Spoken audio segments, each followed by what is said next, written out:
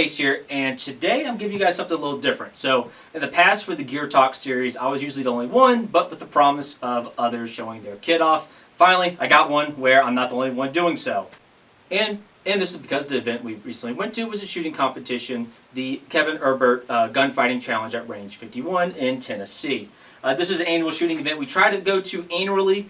We did a decent amount of content on this back in 2023. Unfortunately, in 2024, this little thing called Hurricane Helene kind of got in the way. She was a bad bitch. Yep, and we were unfortunately not able to go, though the event still went on the other side of that state. Now, for this one, this is going to be the gear talk, so we're each going to talk about the gear and equipment we used for that shooting competition, while the compilation and full-length AAR of that event itself will be in separate videos. So we're just kind of splitting up this time. I'm going to start first. So again, this is mainly about the gear and equipment used. For me, I used my 11.5-inch AR-15, arrow lower, BCM upper, suppressed. So this is 11.5 inches with the Surefire SOCOM Mini 2 suppressor. There were a couple SBRs out there, shorter barrel rifles, and I will say the shorter barrel did not really have an issue. I know when you're gauging, say, a actual living target, there's a lot of conversation about velocity being lost to the shorter barrels. I will say, at least for a competition, we're shooting steel targets. I was very pleased. I have never shot past 300 yards before, and I have not shot at 300 yards in several years. And we were shooting targets out to 360 yards. And with the 11.5-inch barrel, I did not feel like I was particularly lacking in anything in comparison to the other competitors with their variety of builds. Which goes to the next thing I want to talk about, which is the EOTech. So I chose to use a unmagnified EOTech. I have transitioned away from the ACOG and RMR in recent months. And before the competition, the rules were you could not modify your firearm or take or remove anything off of it once the competition began. So I had to make a choice. For the long distance shots, could I suffer and use a unmagnified EOTech and then complete that drill? Or would I just have a magnifier flipped on the side for the rest of the event for the shorter range targets? We were able to get there the evening before and kind of see some of the distances, especially the longer shot distances. And what I was shocked about was how well the unmagnified worked. Granted, these are big steel targets out in the open, not a human target moving around. But in that context, I was very pleased with the unmagnified optic on there, and I did unmagnify for the whole event. I will also say something I did notice, mainly in the evening before when it was getting low light condition, was I've never shot to such a long distance with said optic unmagnified. I have a 100 Concepts kill flash on the top of that optic, and something I found was when you're trying to really hone in on this steel target at such a long distance without some sort of magnification, that honeycomb over the scope did start to interfere with some of the visibility, especially with the sun coming down. During the daytime, much less of an issue. But again, I never had that issue before because I would only shoot out 300, and usually I would use some sort of magnification. So that was a good learning point from this event. Other thing I noticed is I zeroed this firearm at 62 grain green tip. However, for these competitions with steel plates, I have to use 55 grain. I do know the whole distance for at 25 yards between those two grains. What I was shocked at is how little of a distance that made with the targets we're shooting at. Instead of the small steel targets that's like 10 by 10 or 12 by 12 circular plates you see me and some other guys, including Niko in our last couple of videos, use at our personal range. These large steel targets are silhouette or torso size plus the head portion and are much larger. And even at 360 yards, which is the max range we went with, it worked perfectly fine. I had to make very little variations. Sometimes I had to go high right, just a little bit, but even then it was so rare. I could just point and shoot normally, which is very pleasing to me because if I was in a situation or a competition where I would need to use 55 grain, I'm very pleased to see it really wasn't that big of a deal, at least for such large targets. Other thing I would say would be the sling. So you see how the slings fold up around the buttstock and grip. For many of the drills, we had to start away from a rifle pre-staged, say in a vehicle or somewhere like that we then had to reach into the vehicle and then grab after we had done other things. Sling management didn't seem to be too big of a deal for most people. However, some of them did kind of get, not necessarily caught on something, but they would get focused on what to do with the sling once they grabbed it, and that would sometimes slow them down. Just having that sling tucked away and just saying, no, I'm going to focus on... Okay. I'll also say 100% reliable, no issues, no jams or anything like that. So overall, incredibly pleased with that. and happy to see I was able to go to such long distances. For kit, I used a belt kit and my helmet. The helmet was mainly for the GoPro, the hearing protection, and then the X-Fog I usually use for airsoft. I also use in conjunction with my iPro there. Fogging wasn't too much of an issue, but it was still nice to have. I did not use body armor. As the years go on, this event seems to be pushing away from the mandation of body armor. In earlier events that I know Niko had gone through, I think Zack as well, they mandated body armor, and that was a very different competition altogether, just mandating that. I did not for a couple of reasons, and it really did help me out because I did use the belt kit, and that would have been pretty bulky in some of the situations, and already pretty bulky kit. Now, outside this LBE, for gear talk purposes, I already talked about this loadout, plus I recently did a LBE review earlier this year. Biggest changes for this was my smoke grenade pouch. I modified it so I put extra Velcro on it to further close it when the plastic clip's not being used, to further keep it closed with some of the shorter magazines I use for my handgun. In addition, to make sure those magazines stuck up over the pouch so I could easily grab it, I threw some medical gauze in there to kind of help keep it up like that. The other change also would be this mag pouch over here. I removed the magazines for my SIG 365 XL and just put the appendix carry holster I usually put in my fanny pack, clipped it in, and just put the pouch over it, which worked perfectly fine. A little slower, of course, but it did work well. Other thing I would say is the kit's bulky and heavy in comparison to, say, a range belt that a lot of guys were using. So that did affect me on time, but that's fine. I purposely did this because I wanted to use this kit in that environment, even if I knew I was going to take a time hit. The biggest issue was getting in and out of vehicles. Something I was already well aware of, and something I've talked about on the channel before, is belt kit is terrible for mechanized operations, military vehicles, or civilian. I know me and Niko did some drills in a recent video that you guys saw. You saw how that goes. And it was in prep for this event because we knew we would do that. I would say some of them I did pretty well. I know one of the drills we'll talk about in another video, I definitely did get caught up with the kit because it was a very cramped vehicle in space. With that said, that is a risk I knew, and I purposely put myself in that situation to train for it, and that's part of the fun of the competition. Outside of that, I would say in terms of kit and equipment, I was overall very pleased with what I had. In the future, I hope to get a little more physically fit to integrate the body armor because it would be a fun challenge to do the body armor. I know, as we're going to talk about, one of us did do that, and props to him, but hopefully I will get back to that. Overall, that is my concluding remarks. Okay, Niko, you're up. So, mine was a funny story. My original plan was going to be with the Russian Smersh, which is the LBE kit, and with body armor in conjunction with this plate carrier. However, there's a funny thing called leaving it at the house. So the only thing I had on me was the plate carrier, and with this, I just left all the pouches on, left the other bag and actually the spare pistol pouch that I bought on a whim on the last second.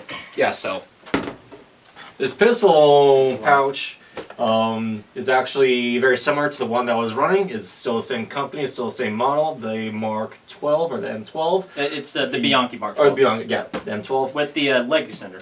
But what's different is that I never had the leg extender before. So I had a leg extender with the strap, with a leg strap. Made drawing from the vehicle a lot easier, actually. Previous events when I only had the holster, when I only had the holster on, it would make drawing a lot more challenging because this flap would always peel up, so I had to, on the fly, learn how to draw at an angle. But once this thing is strapped to the leg, it made everything a lot easier. Yeah, because it gave it a second, I guess, retention point. Retention point. Yep. Another thing that I was surprised at is we stuck it on this angle as a quick fix, and I said, hey, let's readjust it once you get some draw time, because I figured that high up, when you pull open the strap to pull up with that Beretta M9, it was going to be high up here for you to grab it, but you were fine with it. So yes, you are completely correct. It was high, but having my elbow in a certain way and then just drawing it, I was able to clear it without any problem, and that's including clearing it from a vehicle. Yeah. Since we're already here, you want to talk about the handgun too?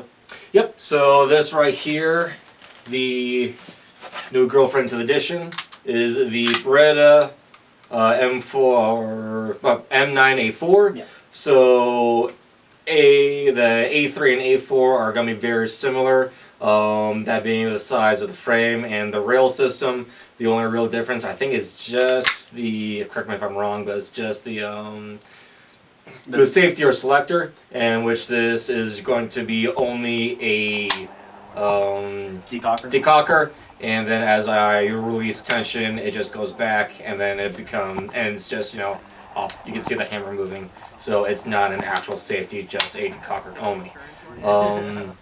The sights for it are very comfortable for me.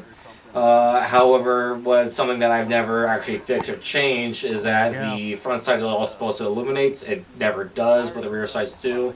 So in the future, the only thing that I would actually want to change is going to be putting on actual red dots. That's what I've learned from one of the other events at the challenge. But yep, so we got that. Comes standard with an 18-round magazine. 18 rounds is just, comfortable enough. Didn't feel like it was bulky or anything. And of course, there are like semi-extended magazines of like 20 or 22, I believe, as well. How reliable was it for the event? Extremely. Did you have any jams with it? No. Okay. Including that's even with like one of your concerns when we did practice the night before was so we had to shoot through a murder hole. Right. And I chose to shoot through the holes that were smaller because I could just rest into it a lot easier. And because of how far back the slide would go to extract, I didn't have anything going back into the chamber for a stovepipe or a double feed. So yeah, the fear was with a full-size handgun, you chose one of the smaller murder holes. And when you did so, thankfully you went enough out on the other end of the hole so that it didn't slide back and smack it. I was worried about that. Yep. With this being a hammer-fired weapon, every time that would go to present, I would just simply force it into the single action. Yes, doing that takes a second, but I'd rather do that than do the double action and possibly jerk it. So now I'm adding 3 seconds on top of trying to reset. So, yeah, no, it was completely perfectly fine. And even without, I think I've shot about 200, 300 rounds without cleaning or lubrication. So you didn't even clean it for the competition? I didn't even clean it for a competition. I didn't add any lube. So she likes the carbon. All right. Well, it's an M9. I would hope it would be somewhat reliable, so I'm glad to see that. Yep. Okay, cool. What else about the kit? So this kit right here is, I'm not sure if I spoke about this before, but this is something that's going to be a little bit more on the obscure side of things. This is actual Russian Supsin plate carrier that I did not buy from a Gray Shop. It was actually from Amazon when they still had cool stuff. The pouches, like the drop pouch and the magazine pouches right here, are from the Gray Shop. So, and actually, yeah, so Gray Shop, made in UAE, but they're still, you can see that they still fit very well with color palette. You say UAE? Yeah, so the Gray Shop, because of Russian imports, they started doing some of their manufacturing in UAE. So not just importing, but manufacturing in UAE? I believe so. Correct me if I'm wrong, but yeah, no. So at least the import is definitely UAE. I never heard that before. That's cool. Oh yeah, on the Gray Shop somewhere in there it says ships from the UAE. I noticed the mag pouches are staggered a PAL cell between each other. Yeah, so that was just for spacing alone. If I had it too close together, it wasn't comfortable for the drawing. Yeah, and jumping ahead, the reason for that is because you're using 7.62 by 39, so you have that curvature to the mag pouches. Yeah, so it was going to make things a little bit more interesting.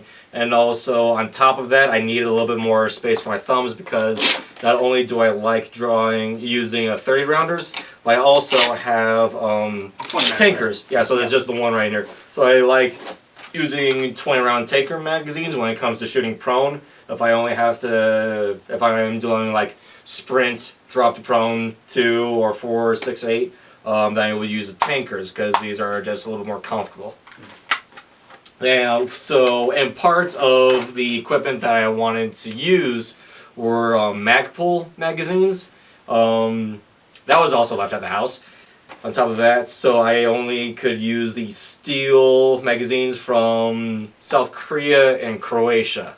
Now the thing is that while they both are reliable, the diameter for the magwell, I guess. for the magwell, yeah. So the diameter for the magwell with the mag pole, it fits snug. So that means shooting from prone is perfectly fine. Yeah. While with the steel, with the steel, there is just a little bit of wiggle room, which makes shooting from prone, if you want to use it as an anchor piece, a little bit more interesting. It's not just that, but also front and back too. Yeah, and of course, why that sucks as well is with a 30-round mag in an AK, unless you have a long bipod here, or you have something elevated to rest it, that anchor point is just inherently going to be on that magazine. Yes, it's just going to dig into the dirt, and that's why I found to be a lot of my problems when shooting prone, trying to line up that red dot and it just slightly moving elsewhere. I know at least for one of the stages we were confused because you had completed the stage and you just need to shoot more target, and you had already shot that target, and for a solid 3 seconds we're kind of looking at it, you're like, well, what's the problem? And I asked you afterwards and you explained that's what it was. So yeah, I do know that was a pretty unique situation.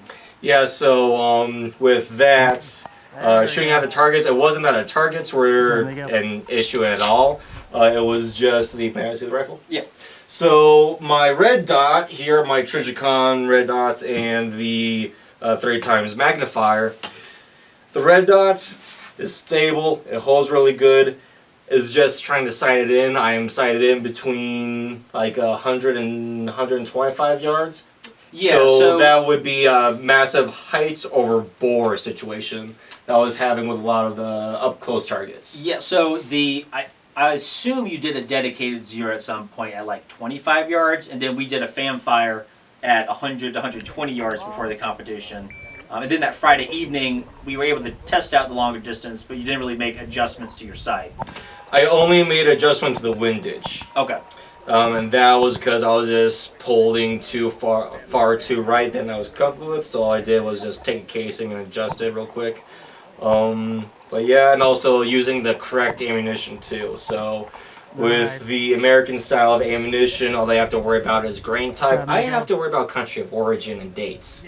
So the night before I was using Russian and Chinese surplus from 1960s, 1970s, older ammunition, older powder caused my drift to be more dramatic. During competition, I stuck with Igman, which is new production ammunition, and that was a really good hold. Yeah. Before you move on to the rifle at this point, the last thing I was wanting you to talk about was the body armor on your gear. Yeah, so the body armor, if I am not mistaken... Which, by the way, I think you're the only one out of all I was 30. the only one rocking the body armor. Well, body armor including front, back, and sides. And hard side plates. Yep. So the body armor, yeah, so this is a bit thicker sides. So what I'm rocking are Spartan armor, a level 4 ceramic plates. And on the sides, I've got AR-500 steel level 3 A+. Which, let's be honest, those two steel side plates encompass over half of the weight in that entire loadout. Yeah, so I'm rocking, and on top of that, I say everybody, but the vast majority of people, everybody was just rocking just belts and 2 rifle magazines, probably 1 pistol magazine. A couple. I was rocking 7 rifle magazines with 1 45 rounder. 3 pistol magazines, and the body armor, so I was carrying easily an extra 30 pounds on top of everybody else. Oh yeah, for sure. And for those listening and you haven't seen this event before, haven't seen the actual AR for the event yet, we do this on purpose. Like, we purposely chose gear that we would actually like to use and not just dedicated to the competition. So we do have heavier loadouts. The trade-off to that obviously is a huge weight distribution issue. So what I found was that, and also it was just tradition. Very first match, it was a requirement to have body armor with a weight of bare minimum 10 pounds. And so after that, I kind of just, sucked it up and said, all right, we started out with this. Let's keep on trucking and just, try to better myself. So I know you wanted to use Smurfs and you weren't able to, so maybe this point's a little mute, but what would you change on your gear, not your rifle yet, but your gear that you would change going into next year? So for the gear, I would honestly I would play around with The holster? This holster actually. So Safariland has a lot more of duty carry holsters that are The Kydex. the Kydex, yes, that are $225 or whatever. But I imagine quicker draw. Sure, I got this for $60. This looks like brand new. All the stitching looks brand new. It doesn't look worn. I got this for $60. So I do want to play around with this more. Now, while Kydex, all the high-speed ones is just draw or button draw. This, you just have to pull down, pull up and over, and then go.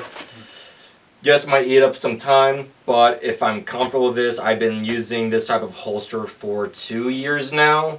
I'm going to see if experience is going to be able to pull off a little bit better than somebody that just bought a brand new holster for the birthday. Yeah, so I'll say that as well. In terms of like an open top Kydex or even a quick release Kydex holster, just because of the flap on it, you're going to be inherently slower by a certain amount. If you're going down to half seconds or whatnot, they're going to be faster. Once you get the flap off, it's not that bad. I'll also say in terms of comfort, if you're going to put yourself in a situation where you put a handgun on the plate carrier, take a look at fabric holsters. A lot of them cover the handgun better. They protect it, keeps you from rubbing against it all the time. And you can have a little more adjustability where you want it. Most Kydex holsters now do have MOLLE compatible versions, but don't completely shrug off a fabric-based holster, especially with the price difference. If, again, you're going to do a niche use. Like I will say some people might scoff at that. I would say it's not completely out of the ordinary, especially if your primary focus isn't on handgun draw. Which for a lot of loadouts, I mean, there really aren't. Like my LBE kit, I stuck the handgun in that way because I don't carry a handgun on it anymore. So I know a lot of loadouts now are moving away from the dedicated handgun on there to, say, being able to carry other equipment such as more ammo. So, yep. Okay. Anything else you want to talk about the rifle? The rifle, so the suppressor I just slapped on here because it looks cool for the video. I ran it unsuppressed. Because God almighty, the ammunition is expensive. But also, I already had the Trigicon sighted in for 124 grain supersonic, and I didn't want to make a last-second change just for the cool points. And that is a Trigicon MRO. MRO, yeah, Trigicon MRO with the basic 3x. Magnifier. Now, something interesting you mentioned earlier when we were out there at the competition was actually how few times you utilized a magnifier. Because when you were doing the long distance shooting, I assumed you did magnifier for all of it. When in reality, you said of the 5 targets for the long distance drill, you did like 3 of them unmagnified, and the last 2 you did magnified. Yep. So at the so I used it more like a spotting scope than anything else. So I go in there, use the magnifier, and then when I found my target, I would just hold, flip it over, because I could see the red dot a little bit better by astigmatism and just trying to line up properly the magnifier with the red dot. It was just funky wonky. So just quick, push to the side, we're fine, eat that few seconds to hit the target twice, and then we're going to flip it back over, use my spotting scope, breathe, and then when we see it, we're going to try it because it was relatively small target by that distance anyways. If I can hit it, cool. And I definitely used the magnifier to hit the target finally. But yeah, no, so just using the red dots for 100 to actually even up to 250 I could have done it. I was just wanting to use the magnifier just to see where my hold needed to be was all. Okay, so yep, for the sights. And you may have mentioned about sling usage. Yeah. So what I have is a Blue Force Gear Vickers Combat Application Sling. Is a 2-point that can adjust to a 1-point. So wait, so it's not an adjustable 2-point. It's an adjustable to a 1-point. Well, it's the adjustable, so it got that quick strap here. All right. Yeah, so I just said it wrong. Like I say with a lot of things. So yep, so I've got the quick strap to adjust it right here. I barely used that for the competition. I just kind of kept it nice and tight because I already have it, almost ungodly long enough. But for the final point of the competition, when it was a quick transition from rifle to pistol, I staged myself to have this thing at a 1-point. So that way now, back here, we're back to a 1-point sling. All I needed to do was just have it on me so I have control of the rifle as I'm running. And then when it came time to go to the pistol, I just dropped it, pray to God that she loves me enough not to hit me in the penis, and then I drew my handgun. Yep. And there's a couple things you mentioned there that I would like to stress. So with a 1-point sling, you actually did mention one of the problems. Whether it's your shins or your crotch, a 1-point is not very stable when you start moving. But for that specific drill, because you already knew what the drill was going to be, you knew once you had to drop the rifle, you weren't moving far. So you could just drop it there and just retain it and get it out of your way to go get the handgun. Yes. Which worked out in that context. And you have a sling that could do that quickly, so you made that adjustment before the drill began. And then the reliability. So actually, did you say what gun this is yet? This is the Zosva M70 with the full-length Zosva brand handguard. Zosva C-clamp with the top rail and one side rail for a miniature laser or a micro red dot, depending on what you want to rock with. And then mag pull, vertical, grip, and then Zukov stock. So in terms of reliability, I know you had a couple different mags here. Overall performance on reliability, how'd that turn out for you? Reliability was pretty much fine. Everything was loaded correctly. So it's like no jams, no failure to feeds? No jams or failure to feeds.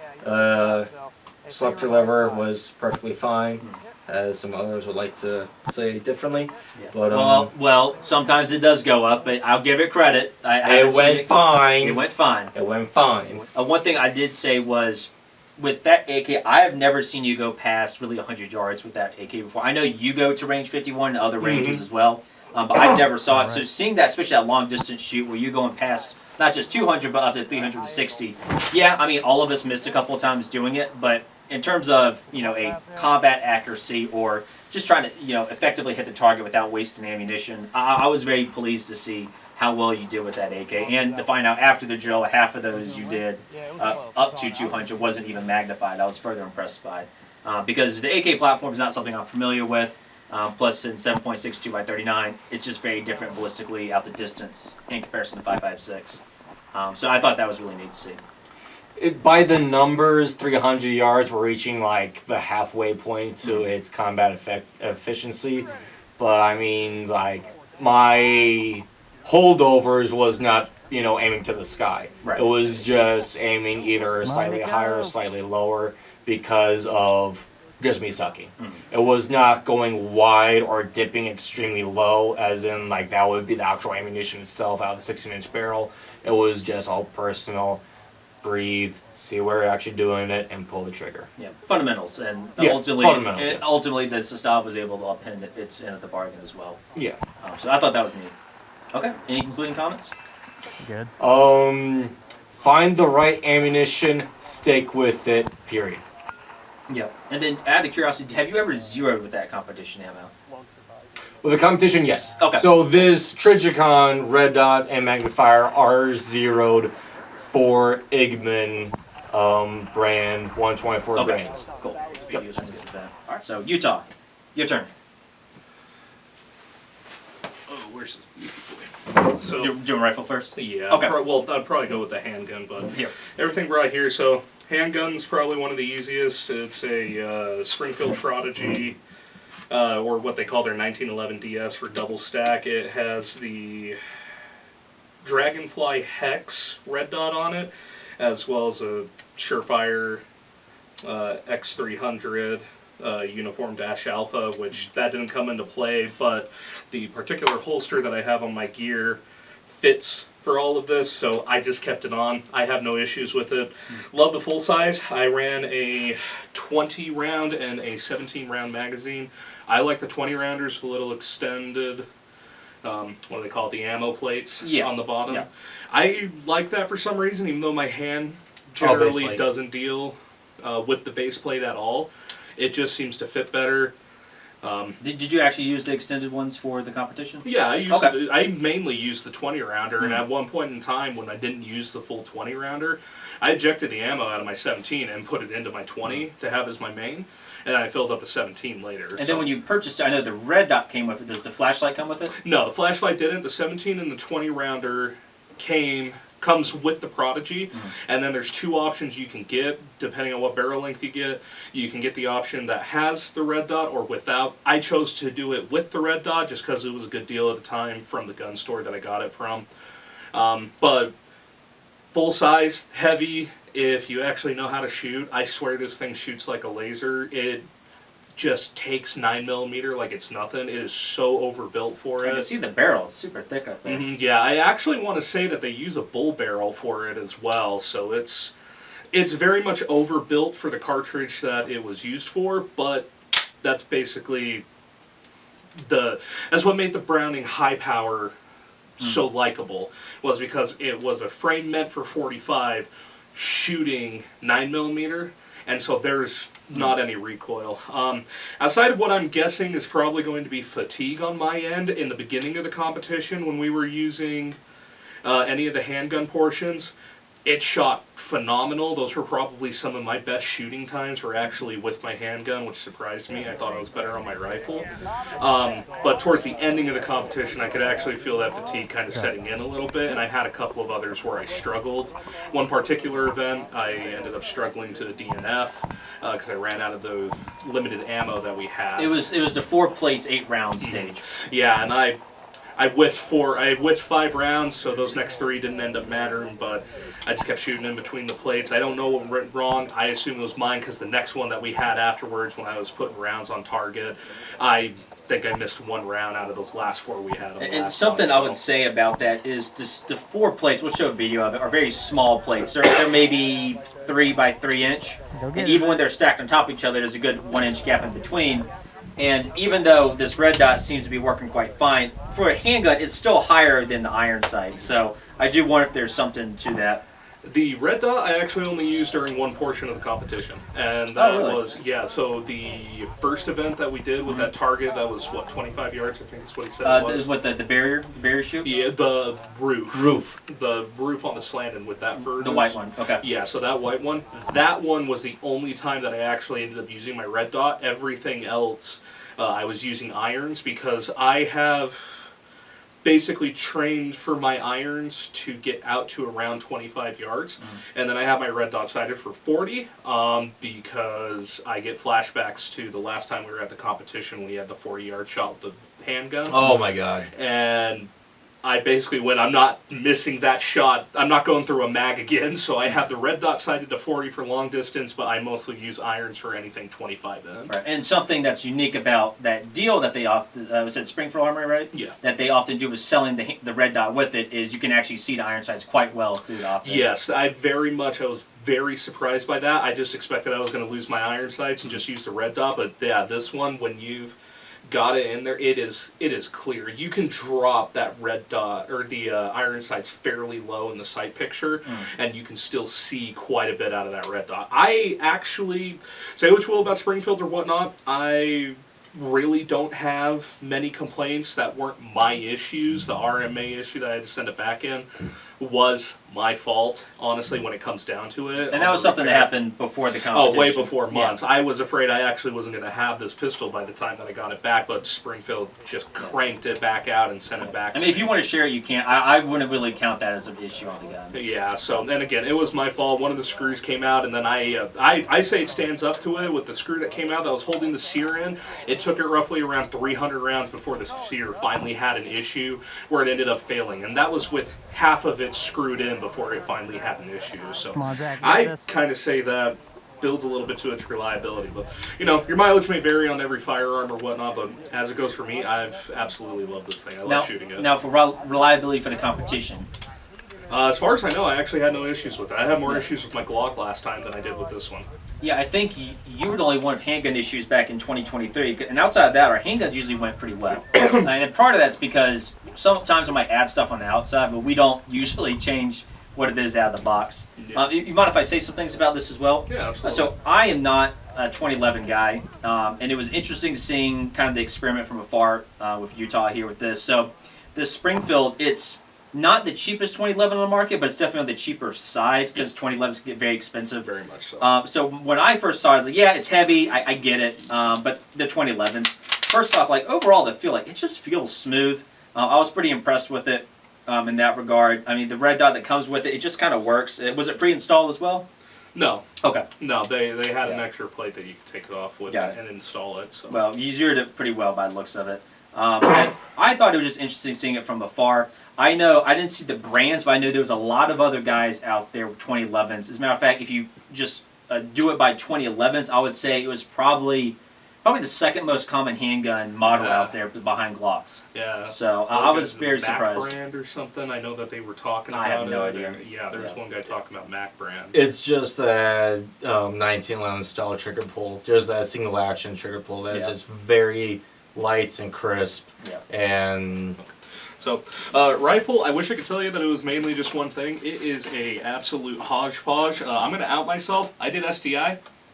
That's what this started out as, was their DPM, I believe it was a DPMS Panther kit is what we ended up getting sent, but I have changed so much about this rifle that I think the gas system and the barrel and the upper receiver and the stock, the buffer tube are the only things that are still from what started on that build originally. Everything else has been replaced. So of the bigger parts, what brands are they and what are they? Huxworks flash hider. I originally got it because I was thinking Huxworks suppressor. I've loved the way that it shoots. I think it does fine. Some people say it's a little loud. I don't care. I wear Ear Pro. Flashlight didn't really come into play. It's some kind of Surefire. I don't recall. Commando store got some police stuff in. That is a Streamlight. Oh yeah, Streamlight. Yeah. So with the pad as well, I literally just have zip ties up here. Zip ties are king, I have discovered. I used to mock zip ties. I am absolutely eating crow on zip ties. And especially with you, since it's especially since it's unsuppressed, you have to go through a lot of rounds before the zip ties are at risk. So that is good. I wish I could remember the company. I found it on an off-brand, some random guy who makes these style of grip pods. I swear, out of his basement. It's a grip pod. The only thing I would think that's slightly unique about it is the quick release, which I actually think is pretty cool. The button right there. Yep, so it's got one button and pops right out. Do you want to talk about the grip pod? Because especially for a lot of guys in the military, it's a love-hate relationship with these things. For some reason, they're always floating around the armory. And sometimes the guys who don't know what they're doing carry them. Other times, they actually kind of have a use. I get it, they're not as good as a dedicated bipod, but they're also way more lightweight and more convenient, and you actually had some pretty interesting uses for it for this. Yeah, no, as far as I know, I loved it. I would probably say I very much felt like that it was an overall boon instead of a bust, because we didn't do anything with the rifle through the kill holes. I knew I was going to be dreading that, because since I ride it so far up front, I would not get much of the rifle through the kill hole. We didn't have anything like That's that, a good point. So we had two separate events that required to go prone, and I was able to get fast, accurate shots, especially in the second one that we went prone in.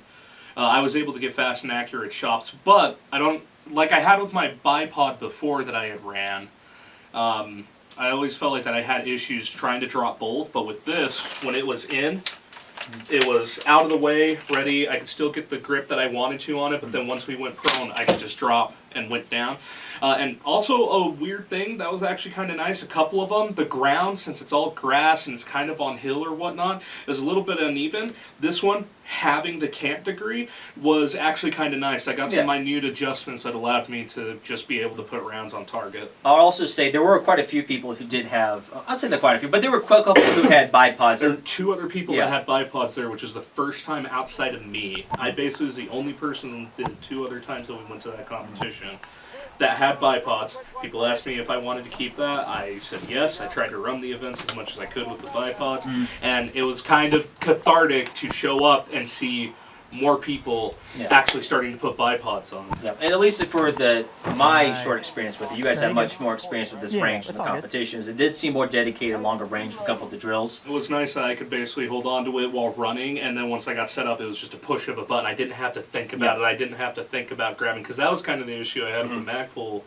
bipods before, was because I had to think about it. Right. I had to think about it, pulling it down and making sure it was good. Are the legs extended? Are they pushed down to where they're supposed to be? Is it going to be enough? I don't care. I just drop that thing, drop to the ground, and go to engage targets. Yeah. So what other parts working from here to back? It's just I think it's Arrow M1 Upper. Really fantastic. I would actually recommend these. I've had no issues. The M-Lock with rail? Yeah, with not only with the M-Lock rail, but just this handguard itself. I can go through quite a few rounds without really feeling Did you wear gloves? I did, but they're fingerless. So I know you're mainly putting your hand on the grip. Did you ever feel the barrel getting too hot? Because we didn't really shoot that many rounds. No, I had no issues with Okay. heat. The only time that I ever noticed heat was when I was practicing with these mags, and I was running through a full 53. Then I started to notice that it was actually starting to get a little bit hot. And could you, at least for that one mag dump of say 53 rounds, could you still hold this barehanded still fine? I could, but you could definitely feel that Right. heat build up. But yeah, I could hold it, but I definitely had preference of where I think I'm going to hold on to the foregrip. You just want to do optic next? Yeah, this one is a Sig Sauer Tango MSR. I'm just glad that it has not ND'd on me yet. It's a first focal plane 1:6 by 24 specifically. I do also have a specific kill flash on here. I think it's like from MK Metalworks or something along that lines that they make specific for the scopes. I got that ordered in. It's really nice. You show me that it's still a kill flash, but you can still put the original cap on Yes, you can put the caps on it, which is what really sold me on it, because I'm weird about that. I like having the caps on, keeps the lenses clean, don't have to worry about it. Which, by the way, makes more sense for you because we're calling you Utah for a reason. You have a very different environment where you're using this rifle most of the time, and that's a much more dustier environment. If I don't have to worry about dust, I have to worry about mud. If I don't have to worry about mud, I got to worry about dust. I can't win. It's got illumination as well. Illumination was really nice. Sun was, when we were shooting the day prior, it was low light environment. Red dot, absolutely fantastic. I thought that was perfect use for it. During the daytime, where I didn't need it. I didn't feel like, also the reticles, fantastic on this. I feel like I don't need a red dot bright reticle. The etchings, even against black targets, were perfectly seeable when we had daylight out, but it's really nice to know that I have the red dot option in case it gets cloudy or if it's in darker environments. I still have that option. It's a first focal plane. I actually found myself not going just from 1 all the way over to 6 like people like. There were some closer targets. The 5 target one, I worked my way down it as I moved because I was able to sight in on the picture easier having it wider at the 2x or 3x, and while I was moving to get on target, I could reach over and pull it. I liked it. It worked for me. That's probably all you can ask for if it works for you. So we were talking afterwards, and I know you haven't really delved into the world of night vision yet, and that could change things dramatically. But until then, I asked you, I was like, with your environment in Utah and with the competition the way it was, like, how confident did you feel at the 1X? And you were saying, yeah, very confident to the point that, again, unless night vision comes into play, you really weren't interested in the backup red dot. Yeah, I'm not interested in getting a canted red dot or a red dot on top. If I were to add a red dot, it would be on top and it would explicitly be used only for night vision at that point. That's all that red dot would be. It would be a night vision only one because, honestly, the 1X on this, I had no issues in acquiring target and getting rounds down range. And the glass picture is really good. And the nice thing is this is the Tango MSR. This is not the Tango. You're talking about a $600 price difference between these two. This is the cheaper version. I don't know if I would ever use another LPVO. And how far out can it extend? 6X. And then did you ever use the full 6X? Yes, I did. On that on the 360. second stage for the one that was at the 360, I had full magnified because that blue target hiding in the shade kind of made it difficult, so I wanted to get as much sight picture on it as possible. Okay. So, BDC reticles, normally it's not one that's specifically made. It's one that you have to do your own dopes, but SIG did put out something talking about what the estimated ranges were of it coming out of the factory. I would say it's fairly accurate. I think it's more accurate to 55 grain than it is 62. 62 kind of had to raise it a little bit more than I was used to. I was using 62 grain ammunition, but not which is green not tip. what I use. But it's not green tip. No, the HSL ammo, I'm going to shout them out. I will live and die by that ammo company so far. They make a 62 non-green tip ammunition. It was the only one in stock at the time that I could get a hold of to get for this competition. I thought it ran perfectly fine. I might actually move over to 62 being my main. So what is it zeroed at right now? 55? Yeah, but the original Zeros that I had were 55s. It was small adjustments. I mean, you did not notice the adjustment until you were trying to reach that 360, and the spotter who was there, they'll guide you in on the target if you were missing.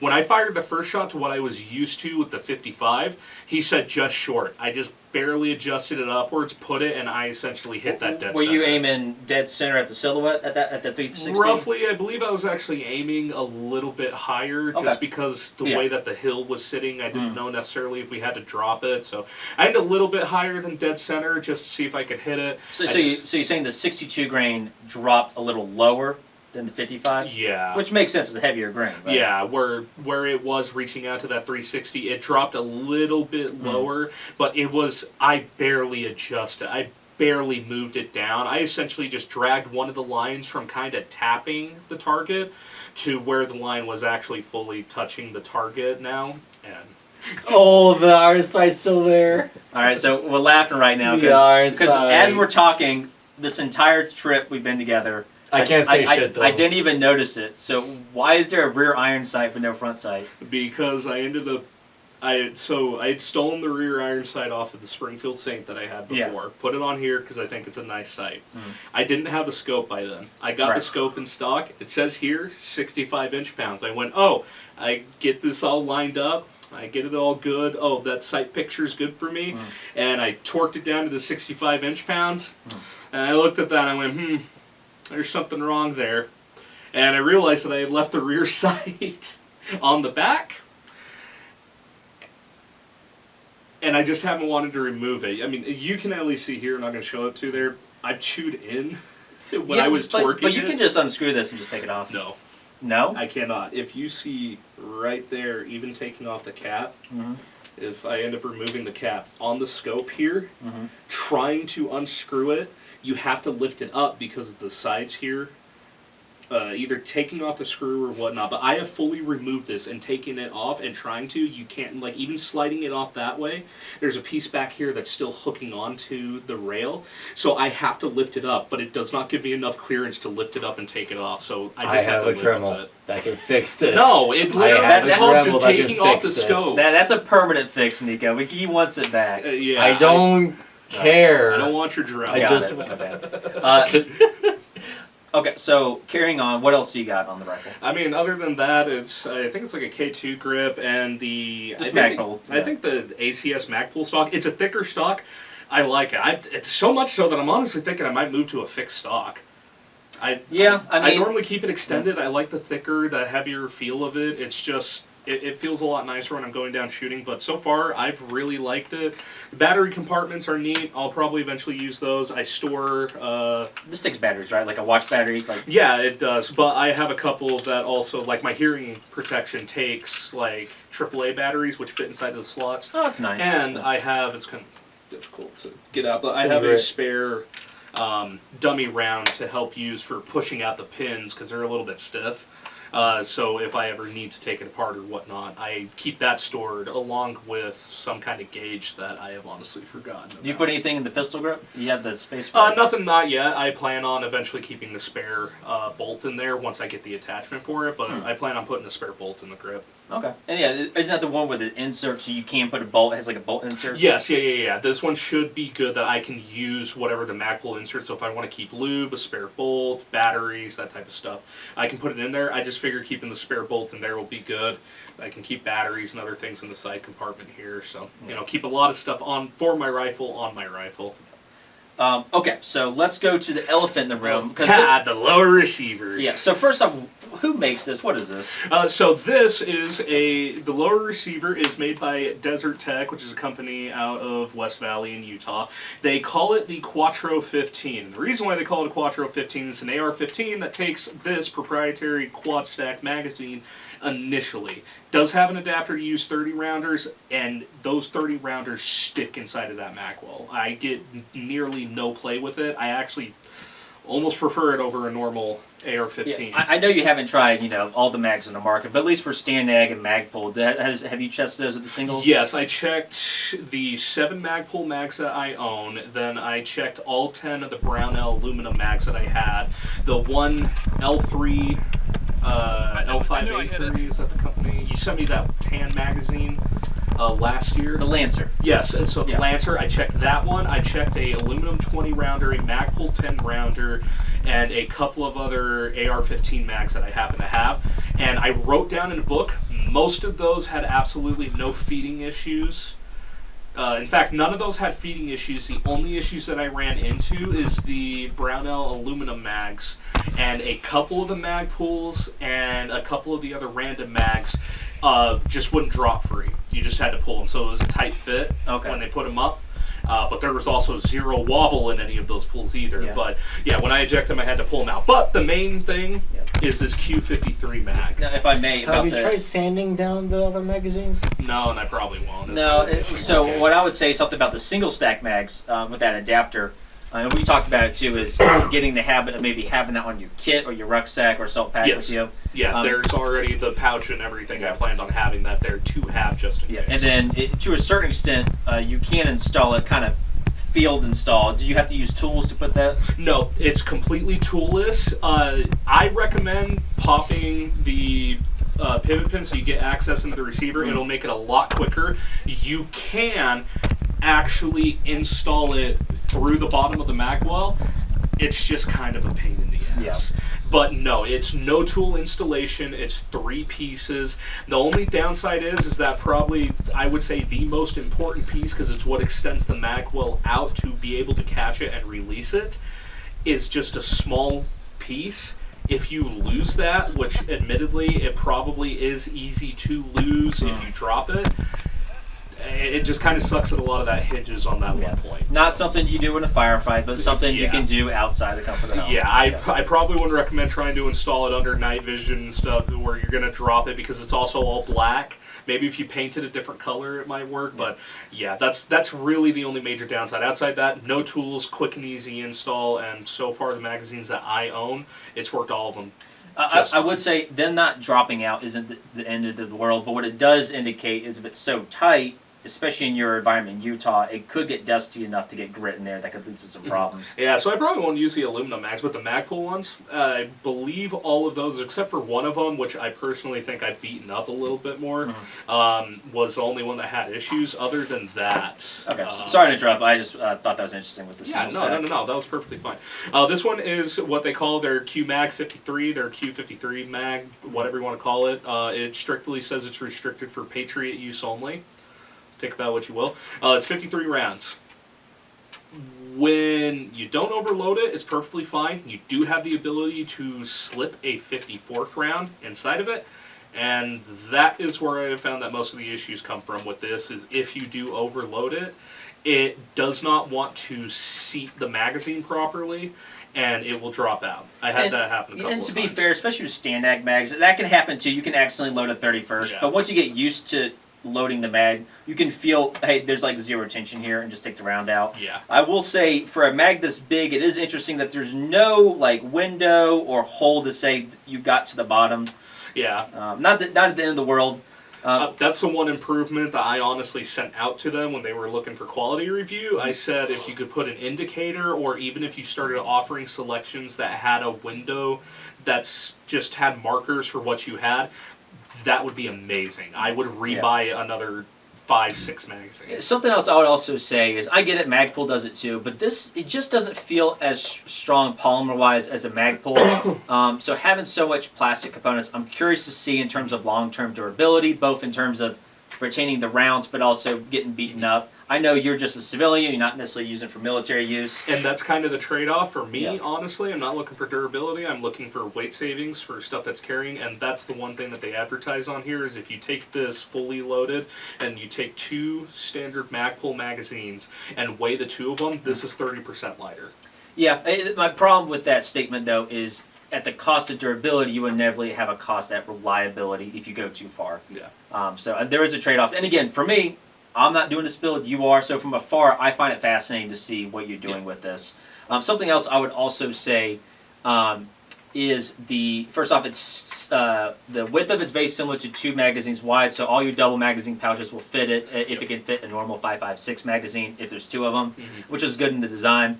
Another thing is this loadout, my first thought when I look at it is, oh, this is for those civilian SAW loadouts you've been seeing, or a alternate to the belt-fed ARs, where you're expecting to have a higher capacity, but you don't want the big drum mag or something longer than whatever bipod or grip you're using.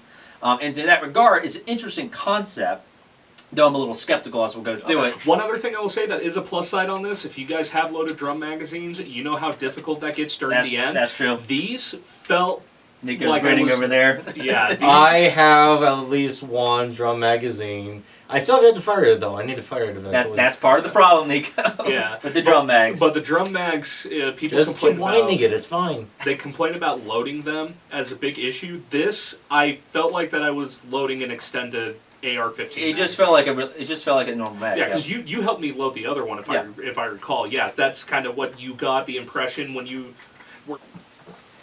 So we did a cut here. So Niko forgot he does have the American Tactical Schmeiser 60-round mag. So that's a comparison there. It's a bitch and a half to load that thing. So you do get a lot of attention. I do get a lot of attention when closer to actually more like 3/4 of the way.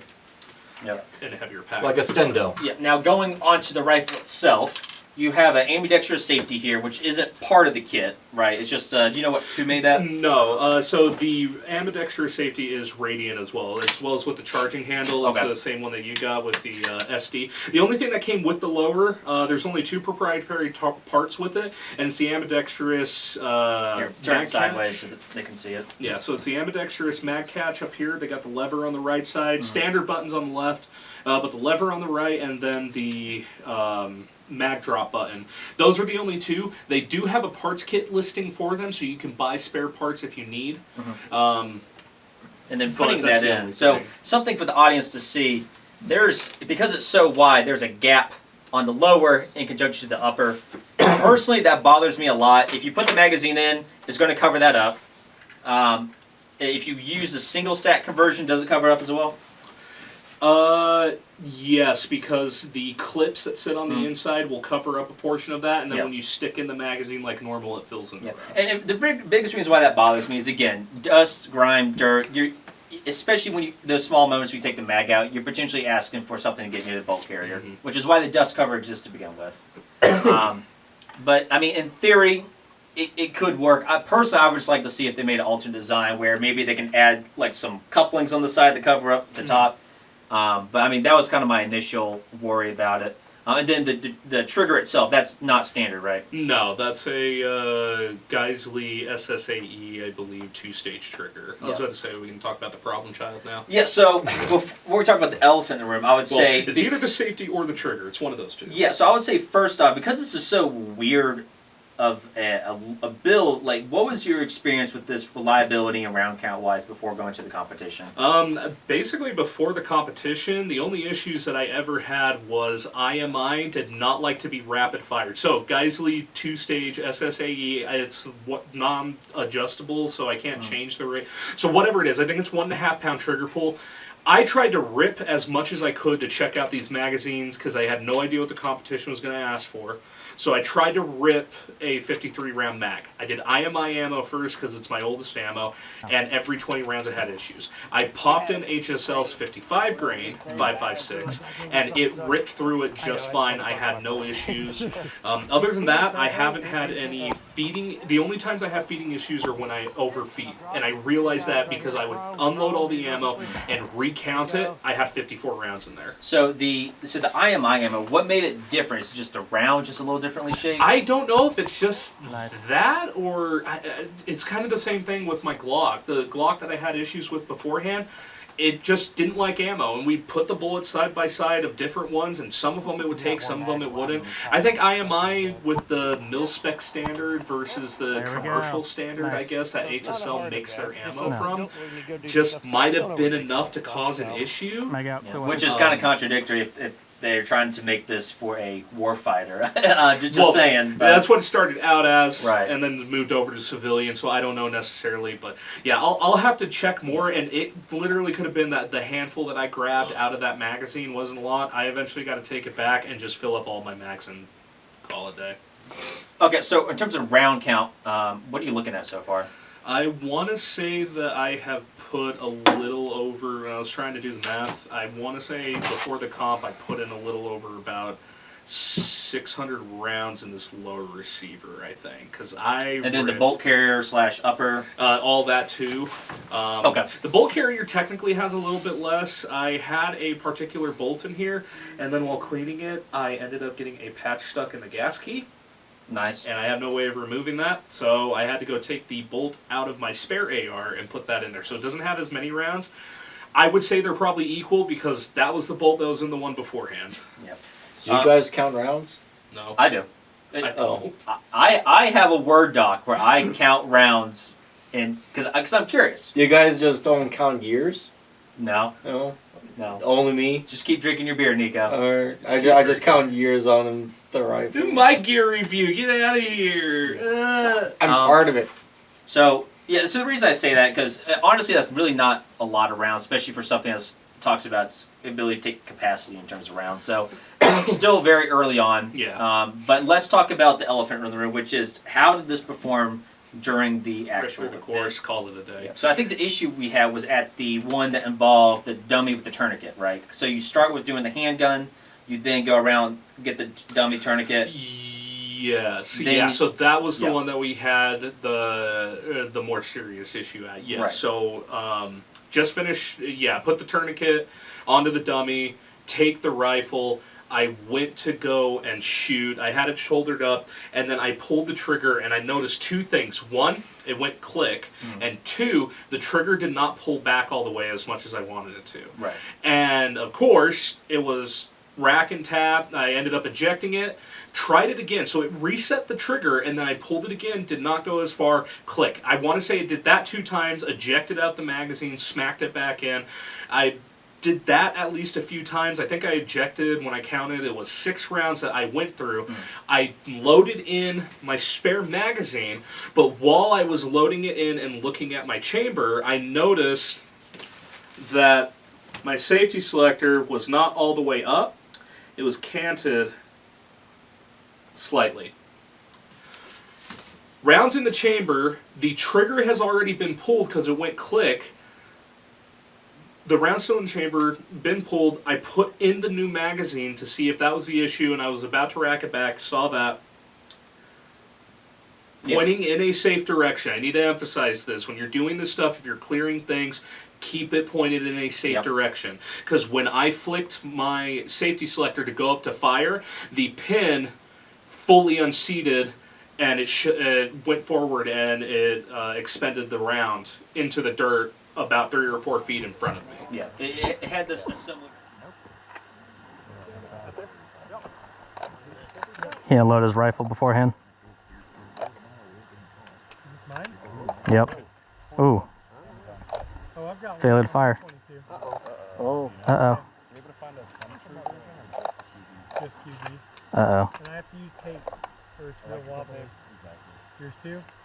Ah, shit. Rack bang! Oh! I didn't say ND. No. Well, his finger wasn't on the trigger, was he?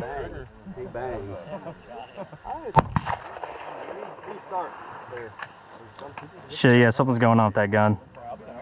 He working it. Top mag, rack. You see that dude ND?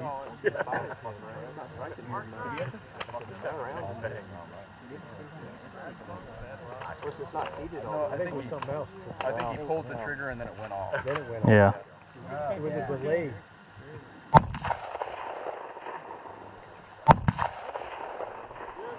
Back to I guess it would be called a delayed fire instead of a hang fire. I Because think it would be more of a hang fire because it wasn't necessarily a delay. It didn't go off. You saw the manipulation So I had. a from hang that. fire, I think, is supposed to be more about the round, like the primer burning and the powder burning.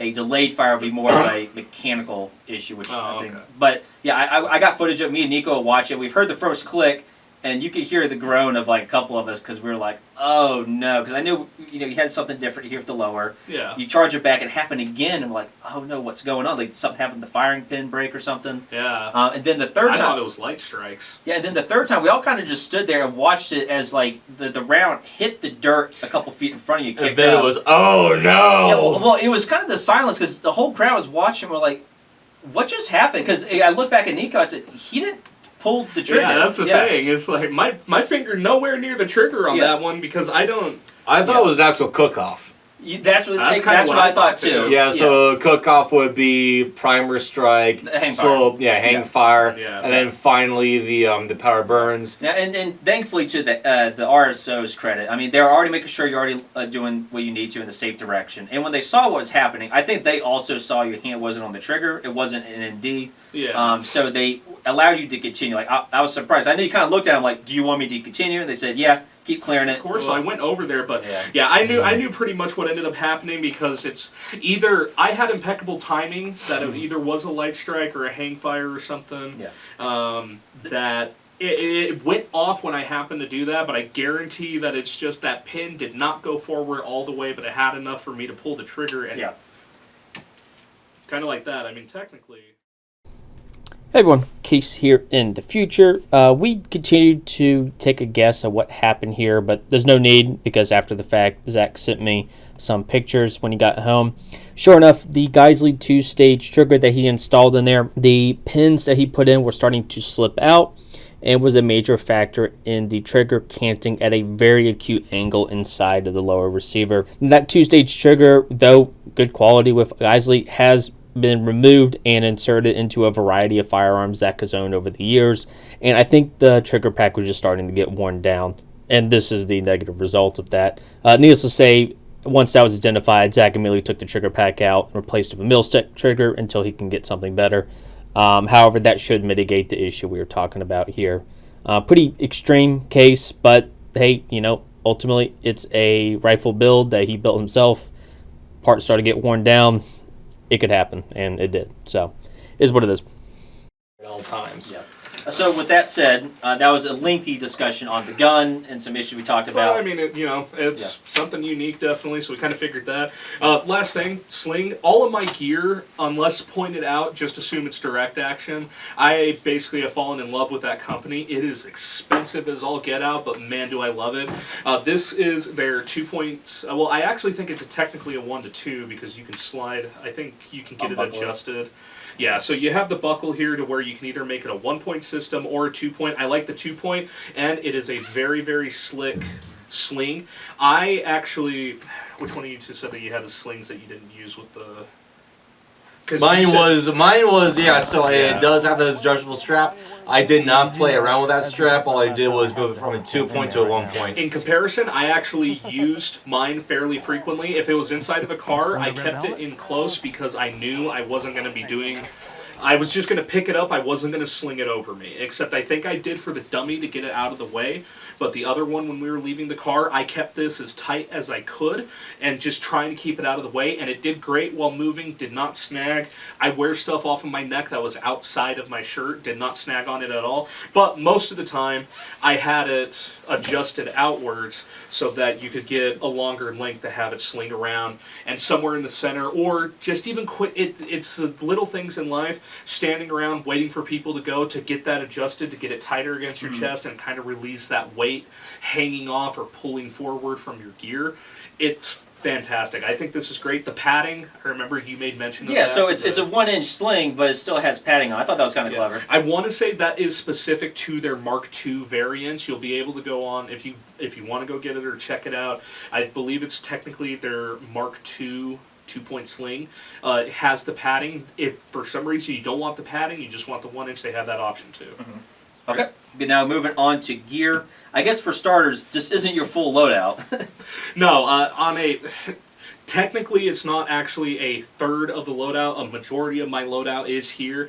My entire kit is a 3-piece system that I have built off of priorities, ranking what can I ditch first. If I wore all of it, what can I leave behind, what can I go without, what is it going to have. My belt kit, I tried to have a little bit of everything. It's not complete, but I try to have a little bit of everything. I have a water source, my IFAK is on here as well. I have at least one extra pistol and rifle magazine on here. My handgun is on here as well. And also, I've got kind of just a larger knife. This will probably go. I kind of just have it on here because it's a nice little fidget toy. This is the Glock knife? Yeah, that's the Glock knife. So you lift the tab Yeah. up there. Well, I was wondering about retention. That answered my question. Yeah, it's pretty good retention actually, Yep. and fairly easy to put it back in. It clips, it's nice. But there's also going to be a pouch back here that I could throw in foodstuffs. I also have the dump pouch as well, so it's trying to add if I just need to grab stuff and go. It's nice. I have a chest rig that's just got some stuff across it, a couple of extra pouches, and then I have my plate carrier. It is a bare bones. It's the Bearcat system stripped, and it just has an admin pouch on it, just so I can put my phone in there, so I don't have to keep reaching into my pocket when I have all this kit on.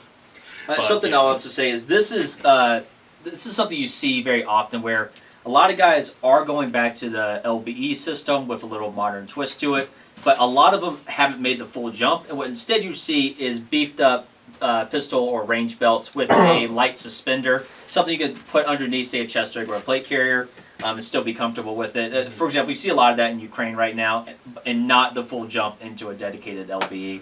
And I think it's actually a pretty good option, especially with suspenders. So the main thing that I had when I thought I was being stupid was because I put the stuff around my waist, I could really feel that dragging it down.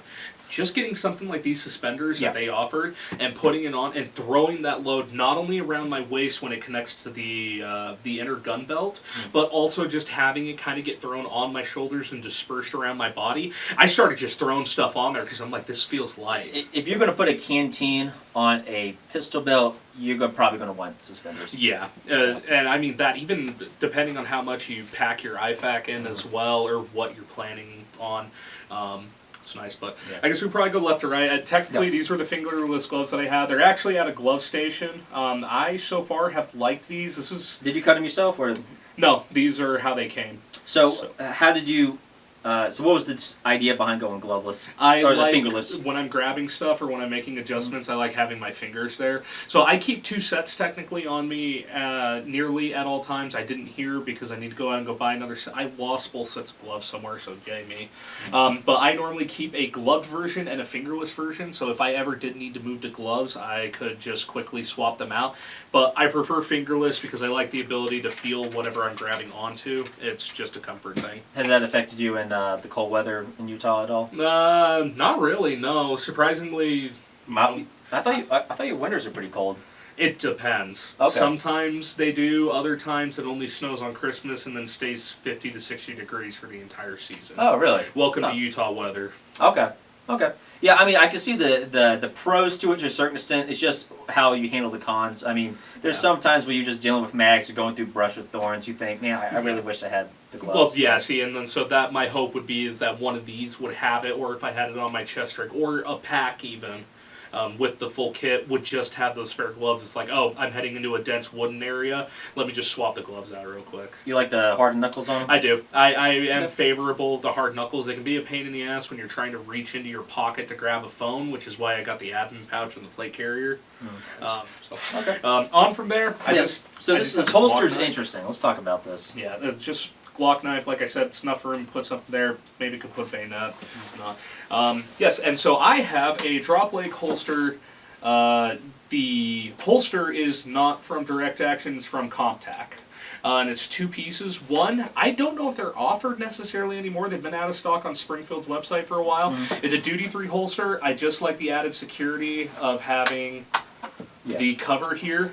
The holster itself looks solid. There's a push button back here that you push down, opens up, allows you to pull it. I've had no issues with it. And then I went and added a secondary piece from Comptac that was their quick detach system, their QDS system, I believe. I want to use this gear with airsoft, so the idea behind it was that I could go out and get another dedicated holster, put the attachment on the back of it, and if I go out to either go play airsoft or if I want to go to real steel, I can swap out the magazines themselves. So I don't have to try to finick with it or anything. I could swap it at the car, basically. I could take out my real steel, get that locked away in my car, and then take my airsoft, plug it in, and it's good to go. Yeah. I've had to make some modifications. You can Plug see and play. Yeah, so if, the camera's not zoomed all the way in. So this has a MOLLE-compatible portion to the panel, which does work. However, if you notice on the top here, there's extra zip ties. And why is that? So when I first initially ended up using the system, and I'm pretty sure if he has some footage, you guys will be able to see even right now. It kind of hangs off to the side, which actually has worked. Show it to the cameras. Yeah. So there's a gap here, right? And the zip tie helps mitigate a little bit. If you notice on the back of this, there's actually some drainage holes. So he was able to do that without hitting the integrity of the leg panel, which was convenient. Unfortunately, that part, it almost feels like it needs to go further up here to mitigate that, but it's not able to with the current setup. Yeah, so it's not. It actually kind of felt like it helped a little bit because when these two are together, they normally sit, and I kind of had issues, is my hand going to run into the bottle? But since it sits out like that, where it normally is, for me, reaching down to grab my pistol cleared the canteen, but the cant was so much worse before I decided to zip tie it down. So again, zip ties are king. If you have an issue with your gear, try zip ties. If it doesn't work, just buy new gear because it's not going to work. If I may say about this, the holster itself looks perfectly fine. In fact, it looks pretty decent, actually. Yeah. I also don't completely reject the leg holster portion. Most people are going now to the thigh rigs. If it works for you, that's fine. What I will say is the jiggling of this, moving around, not just to make noise, it really doesn't look secure. And I'm not saying the handgun isn't secure in the holster. I'm saying the holster doesn't feel particularly secure to the rest of the rig. A compromise, I would say, is one, changing out the back panels. I know G-Code and several other companies make more MOLLE-compatible panels. I showed you an example off camera. Molling it directly to the MOLLE panels here, or the PALS webbing here, and then having the strap down here to make it a thigh rig. Even with the canteen right there, I don't think it's going to be an issue when you're wearing it to have draw. And if so, you can move this back or the holster forward by one MOLLE cell and put the knife behind it. So there's still a lot of improvement here, in my opinion. But the core of it does have potential, especially with the holster itself. Yeah. But yeah, that was probably my biggest critique of this whole rig. I bought it specifically to try. I felt like it was fine. I didn't have any issues. I say I didn't have any issues. You definitely need to make sure that it's strapped around your thigh to get that retention. When the strap for the thigh rig did kind of loosen up, you could feel it kind of, the system itself was rocking. It didn't even feel like that the holster was rocking. It felt like that the whole piece, like the leg panel, kind of rocked with it. That could be annoying to some people. For me, obviously, I feel any kind of movement, I immediately go, oh crap, my gun's going to go flying off or something. Yeah. It didn't. It worked out perfectly just fine, and it was just the movement bothered me. I'm a worry body. So for some people, it may not be an issue, but when I tightened down the thigh rig, it reduced a lot of that movement. Substantial. Get on my way. What's that? Canteen pouch. It does perfect for the canteen. I believe it actually is large enough that you should be able to not only fit the canteen inside of it, but also the canteen cup with it as well. Right. It was good. Let me tell you, having water on your system while you're up and running around, because we didn't break like we've done the past 2 times where we would do about half the competition, break for lunch, everybody could restock on ammo, refill on liquids or anything. This, we ran all 7 events, and then we broke for food afterwards. Yeah. Having just even a quart of canteen on me was a lifesaver, because I saw some people up there that did not bring bags or water or anything, because nearly everything that I have out here is something that I want to be able to be standing, sitting, laying down, and I want to have easy access to. So I didn't try to reach around where I know that you're going to have issues on maneuverability. I wanted to have those pouches have easy accessibility, because the space back here, which during the car portions, this blank space was a lifesaver. So let's talk about that next. So it's not here because you didn't bring it, but you said there's usually something back there? So originally I actually had the ouch pouch back there. Okay. But instead, again, I've fallen in love with direct action. I'm basically going to use as much of their gear as I can. They actually have a particular pouch, a cargo pouch that sits back here that is a decent size, but it also is one that I believe is collapsible. So if you're getting in and out of vehicles, it would basically squish up against the back of it as long as you don't have anything there. Or if you need to carry it. Is it sort of like the what the U.S. Army has with the waist pack that replaced the butt pack? I believe so, because it's long, but it doesn't go down. Yeah, it was like a rectangular one that kind of dropped down a little bit, but not a whole lot. But yeah, but the material that they have it made out of is a lot more Like elastic almost? Yes, it's a lot more elastic. So if it's empty, then you can go ahead and seat back. But it's again, you're thinking about what is the mission for? What is it for? I just thought if I needed to pick up something while I'm out there, I have two options. But if I've already spent magazines, I don't want to throw other stuff in here if I have half mags or something in there. And so I just figured, oh, I can take stuff that I don't need right now and I can put it back there. Or theoretically, and I mean, we kind of would have the idea, if I got the dimensions correctly, I believe I can pack my drone controller and batteries in the back of it. And if I'm running with you guys and we only have belts, if we're not running with the rest of our kit and we're just running with belts, I can have one of you guys easily turn around and grab it. Or I can grab the stuff too. It's just... It's back on your back. I'm fat and breaching back there kind of just sucks. Yeah, that's interesting you mentioned the drone, because I forgot that is something unique with you as well. At least in comparison to others, you are you are delving into the world of drones. Yes. So that is interesting to see, something you'll see in time. Going on to the dump pouch. I was yes, going to say, yeah. I mean, it's just simple. It's just a couple of suspenders. They connect to these 2 points back here, and then there's 2 points here as well. Like I said, it was a lifesaver. Getting this, I feel like that I could load this entire belt down with as much stuff as possible, and I feel like that they're perfect. And before I start nitpicking like that. Yep. But, Okay, dump pouch. That's a dump pouch. It's specifically one of their ones they call their slick, and it's just the material that it's made out of. Is essentially, it's just not supposed to snag on stuff as much. Yeah, I would say, and this is my bone to pick with most stuff Zack dump pouches, is they're incredibly small. Yeah. If you just use it for a range belt, it's going to be fine. For you, I guess you're kind of a unique situation where if you're going to be reloading, it's going to be a couple of mags because you have less mags. They're just bigger. But still, your capacity is going to be pretty limited in there. It's not as smooth as a transition to get in it because the lip of it and the opening is a little saggier. But I mean, it's still functional, and you were fine at the competition. And it's almost supposed to be like a no shit thing. If I just need to pick up something and throw it in there was initially, because this is what I thought was actually going to be kind of my, I just need to throw something in there, it's nice to have, because they hadn't released that cargo pouch yet.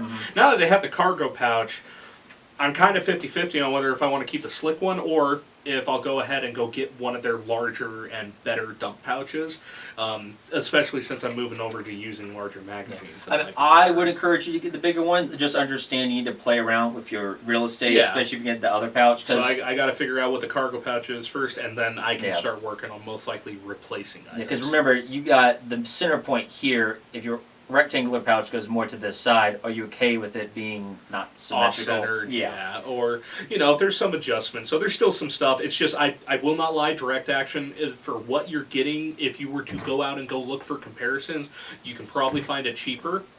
I just really enjoy the combo. So, so that's kind of the slick thumb pouch. This one, once we start hitting on the left side, because of the way that a lot of the system sits, this one looks a little more congested. When it goes around my waist, it's because a lot of that curves, it opens up. So right now, it feels congested. When it actually starts curving around me, a lot of it opens up and starts feeling better. So, so this is something I find interesting. So the trade-off of IFAC that big on a non-LBE belt rig is it can get a little wide. Having the base of back's definitely more comfortable with the width. Having it directly on your side, I think, is the worst case scenario. Does it go on your side? Does it go kind of like on your 4 o'clock or 7 o'clock? That is a good question. We'll have to review the footage and see, because for me that would kind of be a little weird. But having a good quality IFAC's good. And it looks like you have it pretty filled up. I want to say that it kind of runs more at about the between about the 8 and 9 when I'm kind of imagining it, because the 10 and 11 are the 2 mags, and then the rest of the pouch. Come on, Zack. Oh, okay. Sorry. I was just jumping ahead to what's happening down here. So, so this IFAC, don't go through all of it. Just know you got the IFAC. I mean, basically, it's just an IFAC. And, honestly, if you heard my review on what I have inside of my IFAC from last time, it's all the exact same stuff. I haven't changed it because, thankfully, I haven't had to use it yet. So nothing has been removed. So first off, this is a 2-piece belt as well. So you have a small belt inside and you have this wrap around it. Yes. But there's also slits at the bottom at certain parts of the pouch to allow you to do, this is different from the leg holster panel, right? Yes. So the leg panel has basically a strap with Velcro on the end of it that you wrap around. This is just a drop panel, so you weave the top portion through it. It's their large one, so you can weave the top portion through it and set this up. Theoretically, if you really wanted to maximize your space, you could take one of their belt panels and put it, and then you could drop a leg holster underneath it as well, so you'd have the leg panel sitting below, and then right above that you would be able to have the larger panel, and then you'd have the belt real estate. Yeah. The name of their game is modularity, and I have really enjoyed it so far. Yeah, no, I mean, the belt definitely has. There's also a couple more slits here, and I think right here as well, if you want to do something. Well, it's also nice. Actually, what's really nice is, especially for these ones, you can put those down there if you wanted to.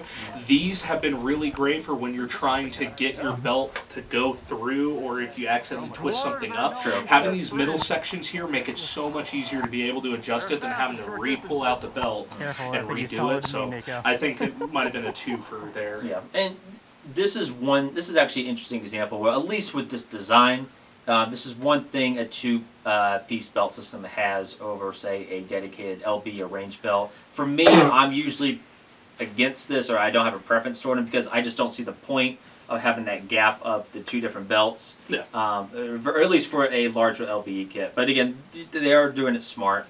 So this pouch, what is it and what's in it? Oh, this just has my scriptures. Yeah, because you want to talk about that? Yeah, I happen to be a member of Church of Jesus Christ of Latter-day Saints. He's one of them Mormons. I'm a Mormon. So you got so you say it's part of your religion to have this stuff on you? Well, no, it's not. It's just, obviously you should be able to. For me, though, because it is something, it's a part of my identity, it's very important to me. We sell basically out of all of our scriptures. We have pocket editions of them. I even technically have a pocket hymn book as well. It just doesn't fit in this one, so I'm actually going to have to buy the one step up larger to fit that. But it's just a personal thing for me. I like having it on me. I actually, while we were standing around and waiting and not doing anything, I cracked it open and did some reading. Yeah. Just while out in the field. And I would say, ultimately, like, some people will scoff at that. At the end of the day, it's essentially a religious aspect to it. It's a morale thing. Yeah. Well, I would say, again, religious aspect, I would say I would push that more to your assault or rucksack. But I get it. So my process, just picking at my brain, the biggest reason why it's on my belt is because out of my plate carrier to chest rig to belt system that I have, the belt is going to be the last piece of equipment that I dump. Because it's normally the easiest, the most modular, and I can keep it in more places. And so I have my books on the last piece of equipment that would leave me, so that they're with me if I'm shedding off any of the other gear at the latest. Yeah, but you don't need that equipment, though. I do need this equipment. See, that's the religious aspect. Yes, Of it. yes, and 100% is, but that's the reason for it. The belt is going to be the last piece of kit that I would shed off, so this would be the last resort of where I would not have these books with me. And then you have the I have a spare tourniquet on the bottom. in a tourniquet pouch. Yes. Because there is because there's laser cut webbing at the bottom pouch. Yeah, so that's actually really nice about a lot of their, at least from the small ups. I don't believe it's with the extra small pouch, but their small pouches and upwards, I believe, they have laser cuts on the bottom so that you can mount to the bottom of them if needed. Yeah. And so that's where I decided to throw the spare tray. If I may make a recommendation, if you're going to keep this, I don't see, as cool as it is to have this scalability, I don't see a point in it because you're not going all out with the LBE kit because you're stacking with other equipment. I recommend putting it over here since you already have 2 pieces of equipment that are wider than it. So have that here so you don't have anything dangling. You either put that tourniquet over here or underneath the IFAC, and that would have everything streamlined into a thinner rectangle that you could clip onto your belt, and then just stack it with everything else. Especially if you're sitting down in the vehicle, maybe if you're going through some low brush, you're trying to put the rucksack on. It's just weird having the scalability on it. Yeah, that makes sense. Yeah. And then what was the last thing you had here? The last 2 things that I have here is one double stack mag pouch, and like we were talking about, so this would hold 2 Stanag AR-15 magazines, and as you can see, for this Quattro, it even has the ability that it'll clip. It kind of flares out on the sides a little bit because it is a little bit bigger, but you can still go through, get it tightened down so that magazine does fit inside of here. Or if I'm running a regular AR, or if I have the adapters, I can put two 30-round magazines in there. And then this one is their pistol pouch. Now the pistol pouch is nice because it has this nice thin, thick tab. You can actually pull the tab. So if I wanted to go speed, you can pull the tab out. I believe you can actually remove the tab off of this one as well. It's just more of a pain to get it back. That's neat. Yeah. So And the handguns do that a lot because at that point you wouldn't want to use it like that, but you could stick the S-Stack Kydex inserts inside of it. yeah, so basically you can get that removed if you want to have it as a speed pouch. They do have the Elastic on it. yeah, they have elastic on the bottom, so you can get it tightened pretty good without having to use any kind of inserts. What's also nice, since the tab is so long, the 17-rounder, which I would probably say is comparable to your standard Glock mags and your... Increasingly becoming the standard, but they're longer. Yeah, but where they're a little bit longer, but you're smaller, I mean, you're going to get good coverage there, like you'd probably think, but... It's a small detail, but it really is important. But this one for the 20-rounder, just kind of as a size comparison, if we're putting the two base plates, it's not a whole lot, but there's some issues, especially these ones that have covers, where if you do that little bit of extra length, you're not going to be able to cover it. But because they have such a thick piece of Velcro, this is able to keep that tight and secure there. Niko, still sober over there? I'm sober enough to function. Yeah, he's blasted. I'm not blasted. I can still operate heavy machinery effectively. Well, anyway. Yeah, then lastly for you, what changes would you make going to the competition next year? Will you even attempt to bring the body armor chest rig if you can find space for it? Oh, yeah, no, if I can, for what my kit would be, flight restriction, just save up enough money to get that third street case through, yeah, I definitely would. Next year, it's just going to be trying to fill out my kit to what I feel like it should be, maybe making some slight adjustment. It's basically all doing penny pinching at this point of just making sure to get stuff filled in. But So for next year, I'm torn because I love to keep the tradition of embracing the suck with body armor. But at the same time, I had to pay the price by like adding overall an extra 100 seconds to my final score. Because if I went super slick, and then a lot of my endurance would have been saved. I've probably been doing a little bit better. But next time around, I would be torn. I would definitely make a super speed build that's still gonna be easy around that, the Rusho digital camo. Yeah. Because so there are the magazine pouches, the belts with the suspender, because I definitely am probably gonna need that extra support to make sure that everything's locked in. I will definitely, whatever, the pistol holster, having that thigh strap definitely kept retention a lot. Yeah. So while even with just throwing it on the plate carrier and having that thigh strap, there was a little bit of wiggle room, but that wiggle meant that I could still cock it at the right angle and draw. It wasn't not extremely, but it wasn't stiff. It was just enough room to draw it comfortably. So point being, are you going to try to use the plate carrier again, or are you going to try to go for Smersh? A Smersh light.